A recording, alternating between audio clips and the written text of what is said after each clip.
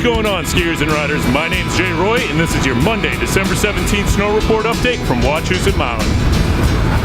Every night our awesome groomers are working hard to get you some fresh corduroy, which means we have 21 open trails, perfect for you to come and ski and ride. With our 5 lifts running, you're going to have access to the whole mountain, including the summit all the way to the base. Snow's great. Come on down, we're waiting for you. Today the temps are going to be in the high 30s with a northwest wind varying from 10 to 20 miles per hour and a cloudy sky. As always, the crews here at Wachusett Mountain are working around the clock to make sure you have the best snow possible. So get your gear, get up here, and come shred the gnar.